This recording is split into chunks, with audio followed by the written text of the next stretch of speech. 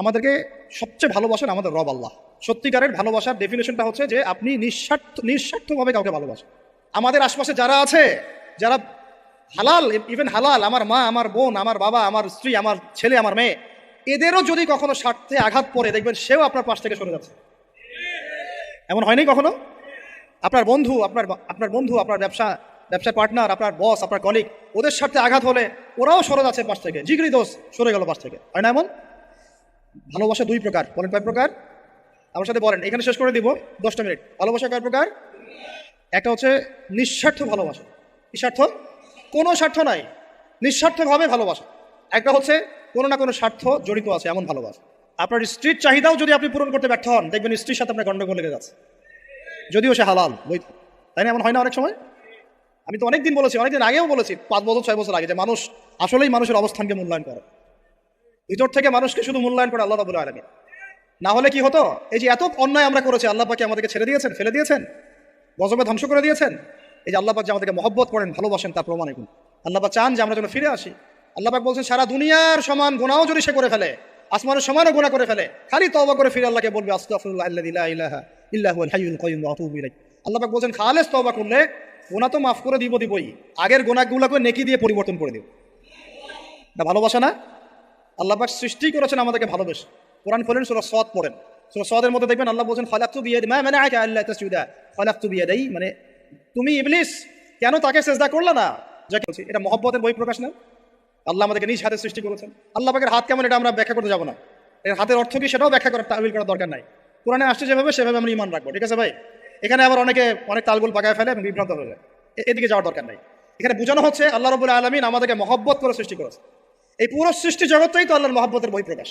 সবকিছু এত নিপুণভাবে চলতেছে, এটা মহব্বতের বহিঃপ্রকাশ না? আমি আপনাদেরকে নিয়ে যদি কোনোদিন কক্সবাজারের সৈকতে তারা দেখাতে পারতাম, তাহলে আমি বুঝাইতে পারতাম আপনাদেরকে যে এই মহাবিশ্বটা ঠিকই আছে কিভাবে। তারার মধ্যে একটা গাণিতিক ক্যালকুলেশন আছে, যেটা সবাই জানে না। যারা একটু অ্যাস্ট্রোনমি নিয়ে পড়াশোনা করেছে তারা জানে। আপনার মানে মাথার বিবেকই উল্টায় যাবে যে এত সূক্ষ্মভাবে কিভাবে আল্লাহ রাব্বুল আলামিন এই মহাবিশ্ব সৃষ্টি করলেন। এক চুল এদিক ওদিক হলে পুরো বিশ্ব কায়নাত ধ্বংস হয়ে যায়। এটা কি আল্লাহ পাকের মহব্বতের পরিপ্রকাশ না? আল্লাহ পাক তো বরং বলেছেন পুরো সৃষ্টি পরিবারটাই আল্লাহর পরিবারের অন্তর্ভুক্ত, সুবহানাল্লাহ। এমনকি আল্লাহ পাক আমাদেরকে বলেছেন, তোমরা জমিনবাসীর সবার উপর রহম করো, ইরহামু মান ফিল আরদ ইয়ারহামুকুম মান ফিস সামা। তোমরা সবার উপর রহম করো, দয়া করো। দয়া, রহম, এটা তো মহব্বতের একটা অংশ। তোমরা সবার উপর দয়া করো, রহম করো, মহব্বত করো। এটা কি হবে? তাহলে আল্লাহ পাক আসমানে যিনি আছেন, আল্লাহ পাক তোমাদের উপর রহম করবে ইনশাআল্লাহ। আমরা সেই মহান সত্তার ভালোবাসার থেকে বের হয়ে হারাম এই যৌন ভালোবাসার দিকে যাওয়ার চেষ্টা করেছি। আসলে এটা ভালোবাসা না, যৌনতা, এর দিকে যাওয়ার জন্য এইসব করছি। আল্লাহ পাক আমাদেরকে মাফ করে যেন হেদায়েত দান করেন। আল্লাহ পাক কত ভালোবাসেন এটা নিয়ে বলতে গেলে আজকে রাত শেষ হবে। দেখেন, আল্লাহ রাব্বুল আলামিন আদম আলাইহিস সালামকে সৃষ্টি করেছেন, করে সমস্ত নাম শিক্ষা দিয়েছে। নাম মানে হলো ইলম। নাম মানে কি? ভালো না বাসলে আল্লাহ পাক কাউকে সবচেয়ে সেরা কিছু দান করেন। সূরা 3 আল্লাহ পাক কি বলেছেন? ওয়া তিন ওয়া যাইতুন, এগুলো শপথ করে, লাকাদ খালাকনাল ইনসানা ফি আহসানি তাকওয়িম। মানুষকে সবচেয়ে শ্রেষ্ঠ কাঠামো আল্লাহ পাক দিয়েছে, দেন নাই? কাউকে যদি মহব্বত না করা হয়, তাকে আপনি সবচেয়ে সেরাটা কি দিতে পারবেন? আল্লাহ পাক আমাদেরকে মহব্বত করেন, ভালোবাসেন, এবং আল্লাহ চান আমরাও যেন তাকে মহব্বত করি, তাকে ভালোবাসি। এবং আমরা যদি কাউকে ভালোবাসি, আল্লাহর জন্য ভালোবাসবো। কাউকে ঘৃণা করি, আল্লাহর জন্য ঘৃণা করবো। মহব্বত আল্লাহর জন্য, ঘৃণাও কার জন্য? আল্লাহর জন্য। আল্লাহ পাক সমস্ত ইলম শিক্ষা দিলেন। এটা কি ভালোবাসার বহিঃপ্রকাশ না? নূহ আলাইহিস সালামের কওম দীর্ঘদিন আল্লাহর কথা শুনে না, আল্লাহ পাক সবর করলেন, ধৈর্য ধরলেন, গজব দিলেন না, শেষ পর্যায়ে গিয়ে আযাব দিয়েছেন। এই যে আল্লাহ পাক সুযোগ দেন, সময় দেন, এটা কি আল্লাহ পাকের ভালোবাসা, দয়া না? এরকম প্রত্যেকটা কওমের ক্ষেত্রে হয়েছে।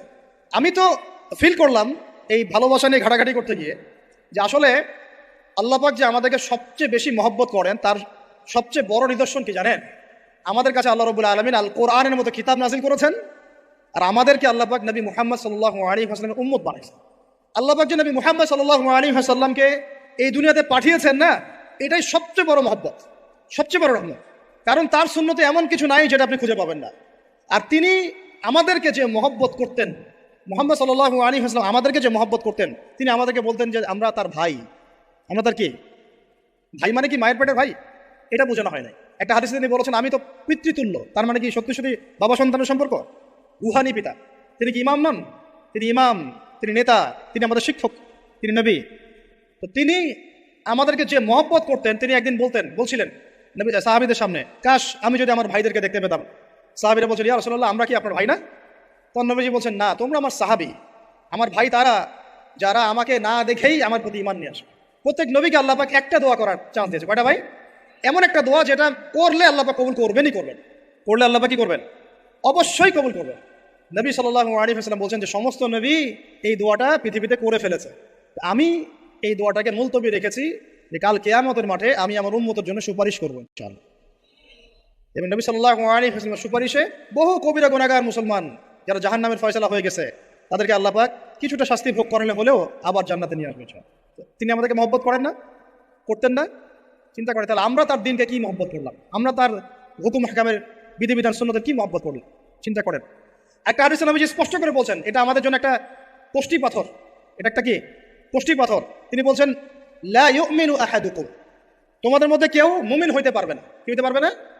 মানে প্রকৃত মুমিন হইতেই পারবে না তোমরা, এ আমার উম্মত, তোমাদের মধ্যে কেউ প্রকৃত মুমিন হইতেই পারবে না যতক্ষণ না হাত্তা আকুনা আহাব্বা ইলাইহি মিন ওয়ালিদিহি ওয়ালাদিহি ওয়ান নাসি আজমাইন, যতক্ষণ না আমি মুহাম্মদ সাল্লাল্লাহু আলাইহি ওয়াসাল্লাম তোমাদের কাছে নিজের কি সন্তান, নিজের বাবা মা এবং সমস্ত মানব জাতির থেকে বেশি প্রিয় না হচ্ছে।